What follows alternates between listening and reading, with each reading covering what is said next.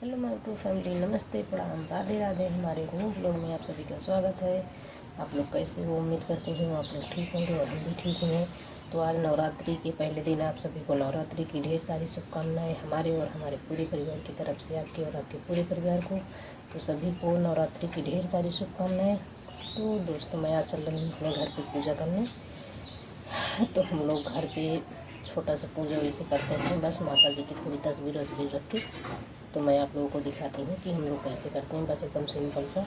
तो आप लोगों को हमारा पूजा कैसा लगा तो आप लोग देख के और कमेंट करके ज़रूर बताइए। ओके, आइए फिर दिखाती हूँ।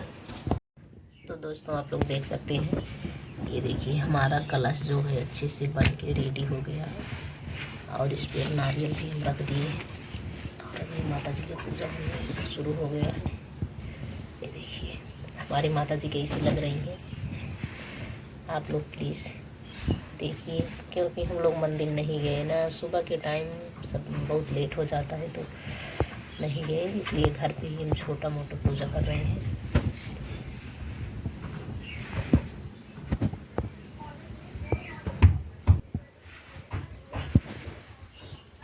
आज माता जी के भोग में हम ये है अंगूर चढ़ाए हैं।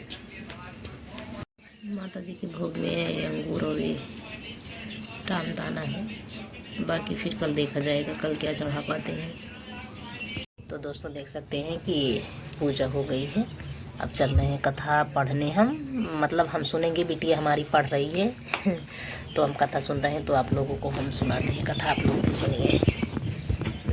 मेधा ऋषि का राजा सूरत और समाधि को देवी की महिमा बताना। महर्षि मार्कंडेय बोलीसुर के पुत्र सरवड़ी की उत्पत्ति की कथा विस्तार पूर्वक कहता हूँ, सुनो। सरवड़ी महामाया की कृपा से जिस प्रकार धनवंतर के स्वामी हुए उसका हाल भी सुनो। पहले स्वारोचिस नामक मनवंतर में चैत्र वंशी सूरत नाम के एक राजा थे। सारी पृथ्वी पर उनका राज्य था। वह प्रजा को अपने पुत्र के समान मानते थे, तो भी कोलाबिंदवसी राजा उनके शत्रु बन गए। दुष्टों को दंड देने वाले राजा सूरत की उनके साथ लड़ाई हुई। कोलाबिंदवसियों में कम होने पर भी राजा सूरत युद्ध में उनसे हार गए।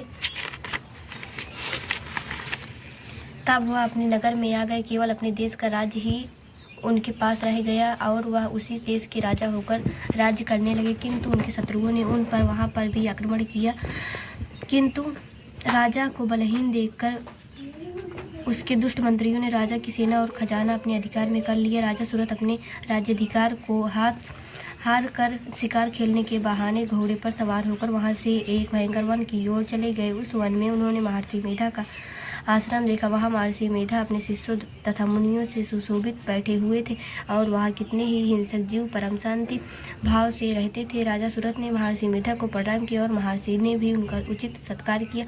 राजा सूरत महर्षि के आश्रम में कुछ समय तक ठहरे। अपने नगर की ममता के आकर्षण से राजा अपने मन में सोचने लगे, पूर्व काल में पूर्वजों ने जिस नगर का पालन किया वह आज मेरे हाथ से निकल गए। मेरे दुष्ट एवं दुरात्मा मंत्री मेरे नगर की अब धर्म से रक्षा कर रहे होंगे या नहीं। मेरा प्रधान हाथी जो कि सदा मद का वर्षा करने वाला और सूरवीर था, मेरे वैरियों के वंश में होकर न जाने क्या दुख भोग रहा होगा। मेरे आज्ञाकारी नौकर जो मेरी कृपा से धन और भोजन पाने से सदैव सुखी रहते थे और मेरे पीछे पीछे चलते थे, अब वह निश्चय ही दुष्ट राजाओं का अनुसरण करते होंगे तथा मेरे दुष्ट एवं दुरात्मा मंत्रियों द्वारा व्यर्थ ही धन को व्यय करने से संचित किया हुआ मेरा खजाना एक दिन अवश्य खाली हो जाएगा। इस प्रकार बहुत सी बातें सोचता हुआ राजा निरंतर दुखी रहने लगा। एक दिन राजा शरथ ने महर्षि मेधा के आश्रम के निकट एक वैश्य को देखा। राजा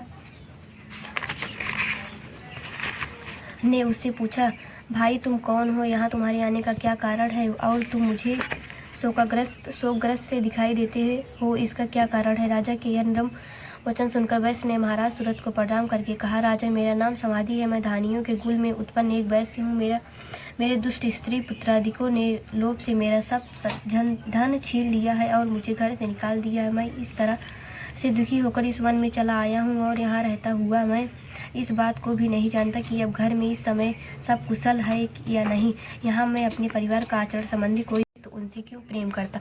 वैश्य ने कहा, मेरे विषय में आपका ऐसा कहना ठीक है, किंतु मेरा मन इतना कठोर नहीं है। यद्यपि उन्होंने धन के लोभ में पढ़कर पितृ स्नेह को त्याग कर मुझे घर से निकाल दिया है, तो भी मेरे मन में उनके लिए कठोरता नहीं आती। हे महामते, मेरा मन फिर भी उनमें क्यों फंस रहा है, इस बात को जानता हुआ भी मैं नहीं जान रहा। मेरा चित्त उनके लिए दुखी है, मैं उनके लिए लंबी लंबी सांसें ले रहा हूँ। उन लोगों में मेरा प्रेम नाम को भी नहीं है, फिर भी ऐसे निस्नेहियों के लिए मेरा हृदय कठोर नहीं होता। महर्षि मार्कंडेय जी ने कहा, हे ब्राह्मण। इसके पश्चात महाराज सुरथ और वह वैस दोनों महर्षि मेधा के समीप गए और उनके साथ यथा योग्य न्याय संभारण करके दोनों ने वार्ता आरंभ की। राजा बोले, हे भगवान, मैं आपसे एक बात पूछना चाहता हूँ। सो आप वीरता से अत्यंत प्रसन्न है, तुम हमसे कोई वर मांगो। भगवान ने कहा, यदि तुम मुझ पर प्रसन्न हो तो अब तुम मेरे हाथों से मर जाओ, बस इतना सा ही वर मैं तुमसे मांगता हूँ। और तुम्हारे वर का क्या प्रयोजन है? महर्षि मेधा बोली, इस तरह से जब वह धोखे में आ गए और अपने चारों ओर जल ही जल देखा तो भगवान श्रीहरि से कहने लगी, जहाँ पर जल न हो सुखी जीविन हो, उसी जगह हमारा वध कीजिए। महर्षि मेधा कहते हैं, तथास्तु कहकर भगवान श्रीहरि ने उन दोनों को अपनी जांघ पर लिटाकर उन दोनों के सिर काट डाले। इस तरह से यह देवी श्री ब्रह्मा जी की स्तुति करने पर प्रकट हुई थी तथा उनके प्रभाव का वर्णन करता हूँ, सो सुनो।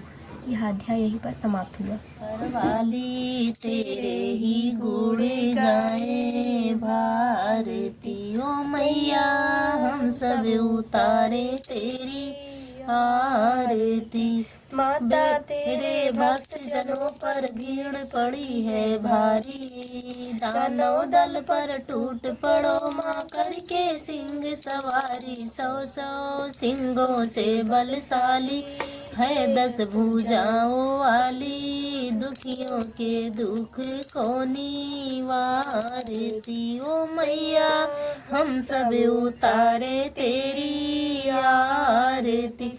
माँ बेटे का है इस जग में बड़ा ही निर्मल नाता, पूत कपूत सुने हैं पर ना माता सुनी कुमाता। सब पे करुणा दर्शाने वाली, अमृत बरसाने वाली, दुखियों के दुख को निवारती। ओ मैया हम सब उतारे तेरी आरती। नहीं मांगते धन और दौलत, ना चांदी ना सोना, हो मैया ना चांदी ना सोना। हम तो मांगे माँ तेरे मन में एक छोटा सा कोना, सबकी बिगड़ी बनाने वाली, लाज बचाने वाली, सतियों के सत को संवारती। ओ मैया हम सब उतारे तेरी आरती। बोला शेरा वाली मैया की जय।